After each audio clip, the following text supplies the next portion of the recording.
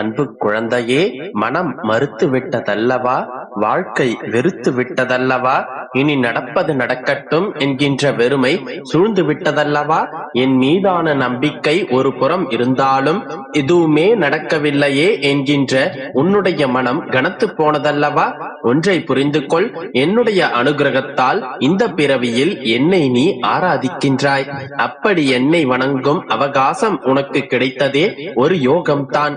நீ இப்பிறவிக்கு சாட்சி, நான் உன்னுடைய பூர்வ ஜென்மங்கள் அனைத்திற்கும் சாட்சி. ஒன்று தெரியுமா? உன் வாழ்வில் நான் ஒருவன் மட்டும் இல்லையென்றால் உன்னை எப்போதோ காகித பூவை போல கசக்கி தூக்கி எறிந்திருப்பார்கள். எனது பொக்கிஷம் நீ. உன்னை வாழ வைப்பது இந்த பெருமாளின் கடமை. இன்றிருக்கும் இன்பமும் துன்பமும் நிரந்தரமல்ல. ஆனால் நீ செய்யும் நன்மையும் தீமையும் நிரந்தரமானது. என்றாவது ஒரு நாள் அதற்கான பலன்கள் உன்னை வந்தடையும். கஷ்டங்களால் துவண்டு போகாதே. அது உன்னை உன்னுடைய வாழ்க்கையில் உயர்த்தத்தான் வருகின்றது. ஒரு செடி நன்றாக வளர்கிறது. பூச்சிகள் வந்துவிட்டால் அந்த செடி நோய்வாய்ப்பட்டு அழிந்துவிடும்.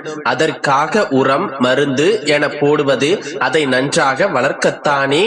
அது போலவே தான் நானும் உனக்கு இது மாதிரியான சூழ்நிலைகளை தருகின்றேன். இந்த சூழ்நிலைகள் உன்னை வளர்க்கத்தான் உதவும். எப்பொழுதும் வாழ்க்கையை பிடித்ததாய் நினைத்துக்கொள். எனக்கு பிடித்ததில் கஷ்டங்கள் வந்தாலும் அது சரியாகும். எல்லாம் கடந்து என் வாழ்க்கை பாதை அன்பு நிறைந்த அழகானவையாக மாறும் என உனக்குள் நீயே சொல்லிக்கொள். நிச்சயம் உனக்குள் இந்த வார்த்தைகளை சொல்லிக் கொள்ளும் போது உனக்கும் சந்தோஷத்தை தருவேன். உன் மனதை காயப்படுத்தும் எல்லா நினைவுகளையும் அடியோடு புதைத்துவிடு. அதுதான் உன்னை கண்ணீரில் மூழ்கடிக்கின்றது. நிச்சயம் உன்னை அதிலிருந்து விரைவாக கண்டிப்பாக வெளியில் கொண்டு வருவேன். எப்படி உன்னுடைய அழுகையை பொறுத்து கொண்டு உன் அப்பா நான் இருப்பேன் தங்கமே. நீ இன்னும் கொஞ்ச காலம் அனைத்தையும் சகித்துக் கொண்டிரு என்று ஆலோசனை கூறினேன். ஆனால் நீயோ, அப்பா எனக்கு இதெல்லாம் சாத்தியப்படாது, நிச்சயமாக ஒரு மாற்றம் வந்தாக வேண்டும், நான் அனுபவித்து வரும் இந்த நிலை மாறியே ஆக வேண்டும், நான் ஜெயித்த பிறகுதான் உன்னை நெருங்குவேன், அதுவரை எனக்கு நீ கண்டிப்பாக உதவித்தான் ஆக வேண்டும் என்று கட்டளையிடுகின்றாய்.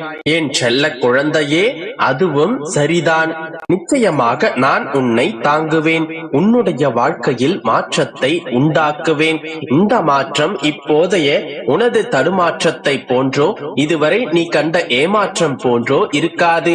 உனது வாழ்வில் மிகச்சிறந்த முன்னேற்றமாக இருக்கும். மற்றவர்களின் கண்கள் பார்த்து கொண்டிருக்கும் போதே நீ உயர்த்தப்படுவாய். கவலைப்படாமல் இரு. நீ மாறப்போகின்றாய்.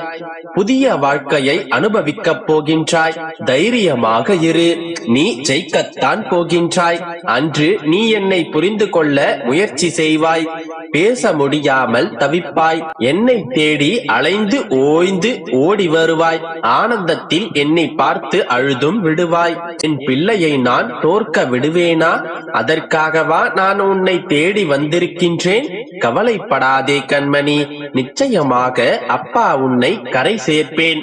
இது தெரியாமல் கவலைப்பட்டு கொண்டிருக்கின்றாய். இத்தனை நாள் பொறுமையோடும் நம்பிக்கையோடும் காத்திருந்த உனக்கு தோல்வியை பரிசளிப்பேனா? அது என்னுடைய தர்மமில்லை. உன்னுடைய அப்பா உண்மைக்கும் நேர்மைக்கும் மட்டுமே துணை நிற்பேன். உன்னிடமும் தர்மமும் நேர்மையும் இருக்கின்றது. அப்படி இருக்கையில் உன்னை தோற்று போக விடுவேனா? மனம் வெறுத்து போக விடுவேனா? வாழ்க்கையை உதறி செல்ல விடுவேனா? நிச்சயம் நீ நிம்மதியுடனும் சந்தோஷத்துடனும் வாழ்வாய். அதற்கு நான் பொறுப்பே. உனக்கு நான் ஆசீர்வதித்தது நிச்சயமாக என் ஆசீர்வாதத்துடன் உன்னை வந்தடையும். அது உனக்கானதுதான். நிச்சயம் கிடைத்தே தீரும். மனம் தளராமல் இரு. மகிழ்ச்சியாக உன்னை வாழ வைப்பது இந்த அப்பாவின் பொறுப்பு. நம்பிக்கையோடு இரு. அனைத்தும் நல்லதாகவே நடக்கும். என் அன்பு குழந்தையே, நாள்தோறும் உன் அழுகையின் குரல் என் செவிகளுக்கு கேட்கின்றது. இன்று உன் அழுகுரலுக்கு பதில் சொல்லவும் ஒரு பேருண்மையை உனக்கு உணர்த்தவும் இன்று நான் வந்துள்ளேன். கேட்கிறாயா என் செல்லமே? தினந்தோறும் ஏதோ ஒரு கவலையில் நீ இருக்கின்றாய். எனக்கென்று யாருமே இல்லை, எனக்கென்று ஒன்றுமே இல்லை, என்னிடம் காசு பணம் கார் என்று எதுவுமே இல்லாததால் உறவினர்கள் கூட என்னை மதிப்பதில்லை. போது நான் தனிமரமாக நிற்கின்றேன். இந்த நிலை எப்பொழுது மாறும்? எனக்கு ஒரு நல்ல வழி காட்டுங்கள் அப்பா என்றுதானே கேட்கின்றாய்.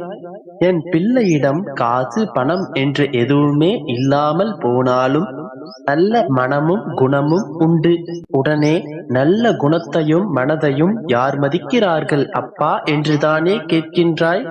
நான் இத்தனை கஷ்டங்கள் படுகின்றேன், ஆனால் எனக்கு ஆறுதல் சொல்லக்கூட ஒருவரும் இல்லை என்று கவலைப்படுகின்றாய். செல்லமே, ஒரு உண்மையை புரிந்து கொள். பல ஊர்களுக்கு யாத்திரை சென்ற குருநானக் ஒரு ஊரில் தங்கினார். அந்த ஊரில் குரு நானக்கை ஒரு பணக்காரர் தன் வீட்டில் விருந்து உண்ண அழைத்தார். இந்த ஊரிலேயே மிகவும் பணக்காரர் நான் நினைத்ததை சாதிக்கும் பலம் என்னிடம் இருக்கின்றது. உங்களுக்கு ஏதாவது வேண்டுமென்றால் என்னிடம் கூறுங்கள் என்று பெருமையுடன் அவரிடம் அறிமுகப்படுத்திக் கொண்டார். சற்று யோசித்த குருநானக், ரொம்ப நல்லது, அப்படியானால் எனக்கு ஒரு உதவி செய்ய வேண்டுமே என்று கேட்டார். என்ன சுவாமி? எதுவாக இருந்தாலும் தயங்காமல் என்னிடம் கேளுங்கள், நான் உங்கள் ஆசையை நிறைவேற்றுகிறேன் என்றார் அவர். உடனே குருநானக் தன் பையிலிருந்து ஒரு ஊசியை எடுத்து அந்த பணக்காரரிடம் கொடுத்தார். அந்த பணக்காரர் அதை வாங்கிக் கொண்டு, இந்த பழைய ஊசியை வைத்து நான் என்ன செய்ய வேண்டும் சுவாமி என்று கேட்டார். அதற்கு குருநானக், இதை பத்திரமாக வைத்துக் கொள்ளுங்கள், நாம் இருவரும் மேலுலகத்தில் சந்திக்கும் போது இதை கொண்டு வாருங்கள் என்றார். இறந்த பிறகு இந்த ஊசியை எப்படி கொண்டு வர முடியும் என்று கேட்டார் அந்த பணக்காரர். அவரை பார்த்து சிரித்த குருநானக், இந்த பூமியை விட்டு செல்லும் போது ஒரு சிறு ஊசியை கூட கொண்டு செல்ல முடியாத நிலையில் இந்த உலகை விட்டு செல்லும் போது ஒரு சிறு ஊசியை கூட எடுத்துச் செல்ல முடியாது என்று நீங்களே ஒப்புக்கொள்கிறீர்கள். ஆனால் நினைத்ததை சாதிக்க முடியும் என்று தற்பெருமை பேசுகிறீர்களே என்று கேட்டார். ஒருவர் செய்த நன்மை தீமை மட்டுமே அவர் இறந்த பிறகும் அவர் கூடவே வரும். செல்வத்தால் யாரும் கர்வப்பட தேவையில்லை. அதை இல்லாதவர்களுக்கு கொடுத்து உதவுங்கள், அதுதான் உண்மையான மகிழ்ச்சியை கொடுக்கும் என்று கூறினார் குருநானக். இதில் இருக்கும் உண்மையை நீ புரிந்து கொண்டாயா என் செல்லமே? இதை நீ சரியாக புரிந்து கொண்டால் இதன் பிறகு எனக்காக யாரும் இல்லை, என்னிடம் எதுவும் இல்லை என்று புலம்ப மாட்டாய். உன்னால் காசு பணம் சொத்து என்று அனைத்து செல்வத்தையும் சேர்க்க முடியாமல் போனாலும் நல்லதை நினைத்து உன்னால் முடிந்தவரை பிறருக்கு உதவியை செய்து உன்னுடைய புண்ணிய பலன்களை நீ சேர்த்துக்கொள். இவை மட்டுமே உனக்கு தக்க சமயத்தில் உனக்கு பலன் கொடுக்கும். உனக்கு வேண்டியதை சரியான நேரத்தில்